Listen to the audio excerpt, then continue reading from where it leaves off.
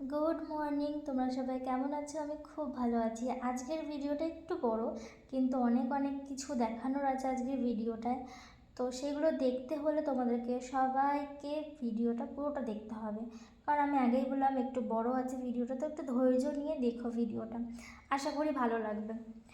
তো আমি দুপুরে রান্না করেছিলাম হচ্ছে চিংড়ি মাছ, আর চিংড়ি মাছ যেহেতু আমার পছন্দের, তাই আমি একটু ভাতটা বেশি খেয়ে নিয়েছি আজকে। তো যাই হোক, চিংড়ি মাছ আমি আলু দিয়ে করেছিলাম। যেদিন আমার রান্না করতে খুব একটা ভালো লাগে না, তো সেদিন আমি এরকমভাবেই করি, আর বেশিরভাগ এরকমই করি, আমার এরকমভাবে খেতে ভালো লাগে। তো দেখো, আমাকে দুপুরবেলা তুতুন ফোন করে বললো যে রেডি হয়ে স্টেশনে আয়। ও আসবে, আমি তো জানি না, বেশ মজাই ছিলাম, ভেবেছিলাম হয়তো আসবে না রথের দিন। ও হ্যাঁ, সেদিন ছিল রথযাত্রা। তো রথযাত্রার শুভেচ্ছা আর দিচ্ছি না, কেন রথযাত্রার দুদিনের মাথায় গিয়ে তোমরা এই ভিডিওটা দেখতে পাবে। তো যাই হোক, তারপর স্টেশনে চলে গেলাম, ওখান থেকে হেঁটে হেঁটে গেলাম ব্রিজের দিকে, মানে কালীবাড়ির দিকে। তো ও আমার জন্য সবার প্রথমে এনেছিল হচ্ছে দিলখুশ, সেটা দিলখুশ খেতে আমার খুবই ভালো লাগে। তো তারপর আমরা দিলখুশ খেতে খেতে হেঁটে হেঁটে চলে গেলাম কালীবাড়ি, গিয়ে দেখলাম ওখানে এখনও মেলা বসেনি, সন্ধে হলে বসবে। এখনও রথ সাজানো হচ্ছিল মনে হয়, বা রথে পুজো দিচ্ছিল, আমার ঠিক মনে নেই। তারপরে ওকে বললাম যে চল, একটা মন্দির আছে মধ্যমগ্রাম, আমি ঠিক জানি না কোথায়, তো ভিডিও দেখেছি আমি, তো আমি কোনোদিন যাইনি, তুই চ আমার সাথে। তো বলে যে ঠিক আছে চ। তারপর আমরা চলে গেলাম ওখান থেকে স্টেশনে, মধ্যমগ্রাম স্টেশন থেকে হেঁটে চলে গেলাম আমরা সোদপুরের দিকে, যে ব্রিজটা শেষ হচ্ছে মধ্যমগ্রামে, সেই ব্রিজের মাথায়। সেখান থেকে একটু এগিয়ে হেঁটে আসলেই বাঁ দিকে পড়বে এই মন্দিরটা, একটু ভেতরে, রাস্তা থেকে খুব একটা দেখা যায় না, মনে হবে যে বাড়ির গেট।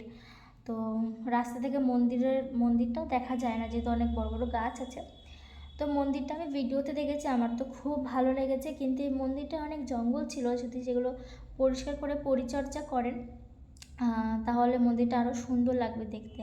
তো ওখানে একজন দাদু আর তার বউ থাকেন, মন্দিরটাকে দেখভাল করেন।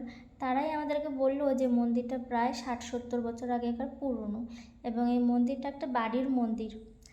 তো তারপর আমরা যখন গিয়েছিলাম না, তখন অন্নপূর্ণা মন্দিরটা, মানে আসল যে ঘরটায় ঠাকুর রয়েছেন, সেই ঘরটা বন্ধ ছিল, আর শিব ঠাকুরের ঘরটাও বন্ধ ছিল।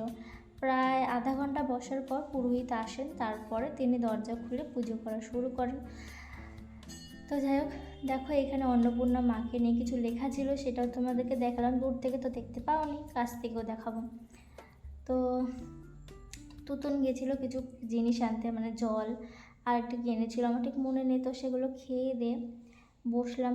তো এক সময় না, কালকে মানে দিনটা, রথের দিন বৃষ্টি হয়, এক সময় মানে রোদ উঠছে, আবার বৃষ্টি হচ্ছে, আবার রোদ উঠছে, মানে ওয়েদারটা খুব খারাপ ছিল। তো দেখো, অন্নপূর্ণা মাকে নিয়ে অনেক কিছু লেখা ছিল। তো দেওয়ালের উপরে কিছু ঠাকুরের ছবি ছিল, সেগুলোও তোমাদেরকে দেখালাম। তখনও দরজা খোলেনি। তো যাই হোক, তার কিছুক্ষণ পরে খোলেন, আসেন পুরোহিত পুজো করার জন্য। এই মন্দিরটা আমি ভিডিওতে দেখেছি দুইজনা, তো দেখেই আমি এসেছি, আমি তো জানতামই এরকম মন্দির আছে আমাদের মধ্যমগ্রামে, তো বাড়ির এত কাছে। তো দেখো, এই যে শিব ঠাকুর, তো আমি তো মন ভরে প্রাণ ভরে দেখে এসেছি। তোমরাও দেখো, আর যদি কাছ থেকে দেখতে চাও তাহলে আমাকে কমেন্ট করো, আমি তোমাদের ডিটেলস জানিয়ে দেবো কীভাবে কোথা থেকে যেতে হবে এই মন্দিরটাতে। তো আমার তো খুব ভালো লেগেছে ঘুরে। তোমরাও যদি যেতে চাও অবশ্যই কমেন্ট তো করবেই, তার সঙ্গে লাইক শেয়ার করে দিও। তো দেখো, অন্নপূর্ণা মাকে আমি তো দেখেছি, বলেই দিলাম মন ভরে প্রাণ ভরে, তোমরাও দেখে নাও এবং আশীর্বাদ চেয়ে নাও মায়ের কাছ থেকে। তো রথযাত্রার আর একটা ভিডিও আসছে, তোমরা অপেক্ষা করো অন্য একটা ভিডিওর জন্য। এই ভিডিওটা এখানেই শেষ, টাটা।